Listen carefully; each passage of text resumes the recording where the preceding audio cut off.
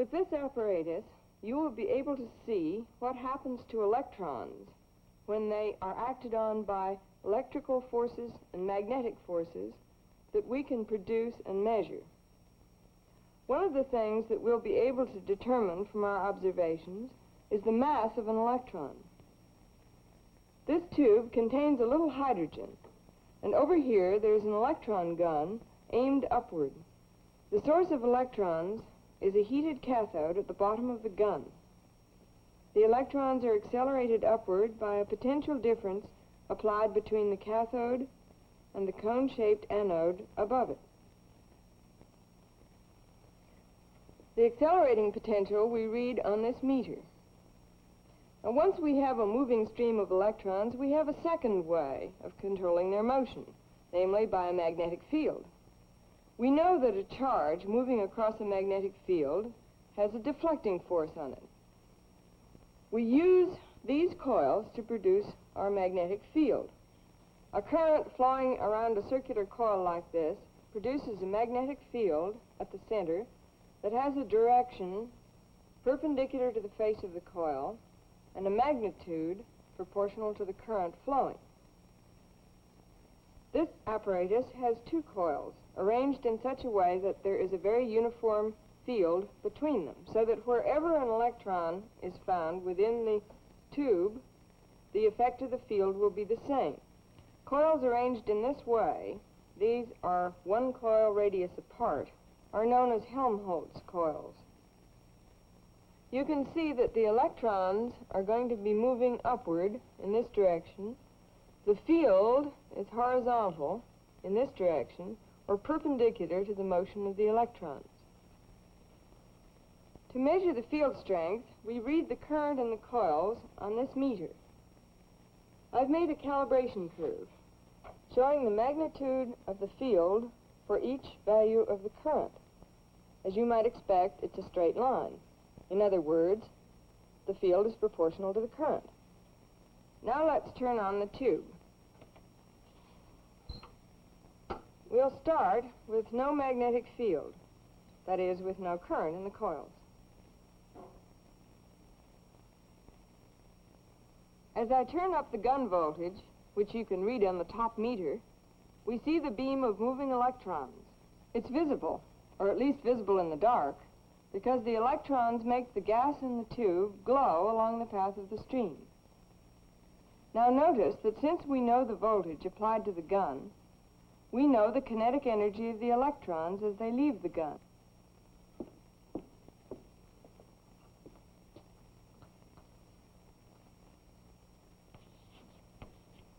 The energy of an electron as it leaves the gun is equal to the energy per elementary charge times the charge. We have 100 volts on the electron gun, and each volt is worth this many joules per elementary charge. And now an electron has one elementary charge, so our Q is 1. And this is the energy of one electron as it leaves the gun.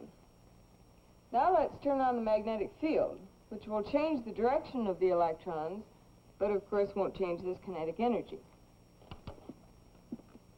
This time, watch the ammeter at the bottom.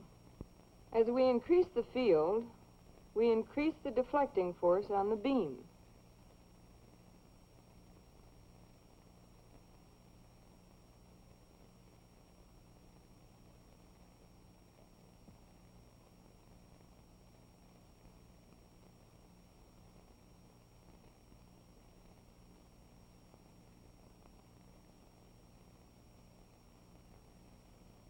Remember, the magnetic field is perpendicular to the path of the electrons everywhere on the path.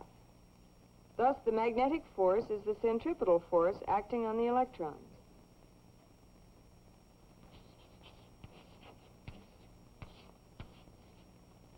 This force that keeps the electrons moving in a circular path of radius r is equal to the field times the charge times the velocity of the moving electrons.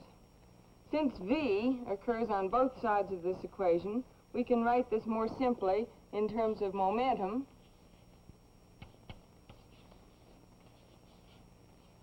And we have quantities now that we can measure. We can measure B, the field, by reading the current and using our calibration curve. The current in the coils is 0.79 amperes. That gives, for the field, 0.97 times 10 to the minus 22. So we have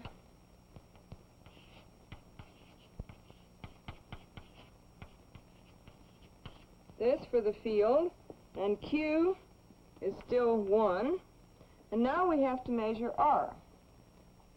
Now, of course, we can't put a ruler inside the tube and measure R directly, so we have to use some kind of trick.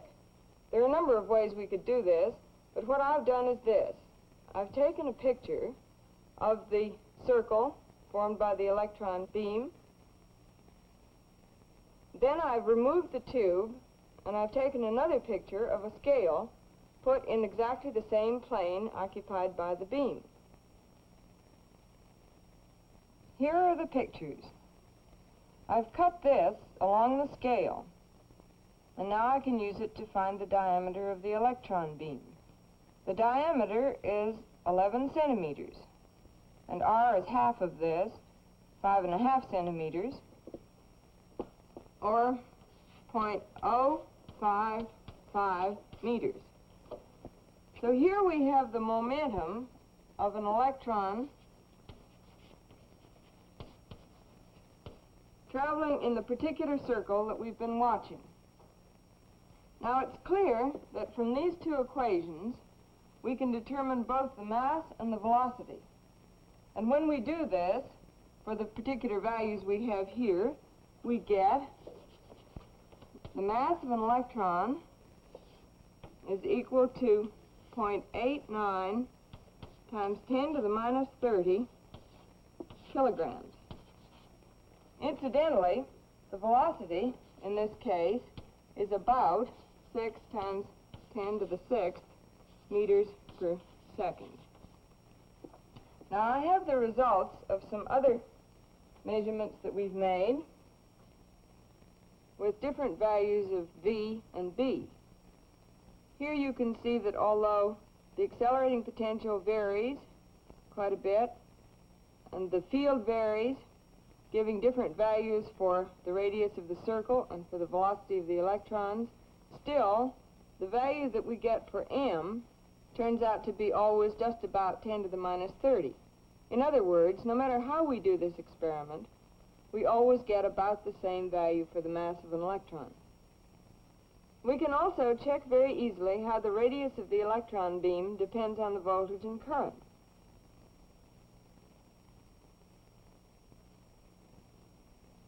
You can see that by increasing the voltage, and thus the energy of the electrons, we make the circle larger. Increasing the field makes it smaller.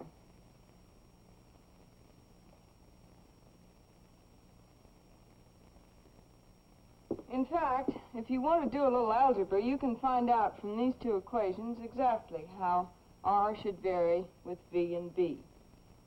Finally, let's do one more thing. So far, we've been shooting the electrons straight up, perpendicular to the field. What would happen if we were to shoot them at an angle so that there would be a component of their velocity parallel to the field as well as one perpendicular?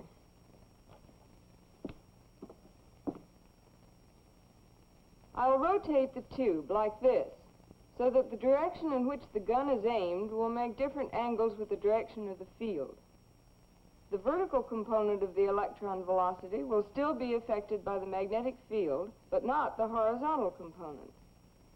Here, the gun's direction is at right angles to the field. As I change the angle, the electrons continue to circle around the direction of the magnetic field, but also move along the direction of the field until they hit the glass. I think you could predict the shape of this helix. All you need to know is the field, the gun voltage, and the angle of the gun.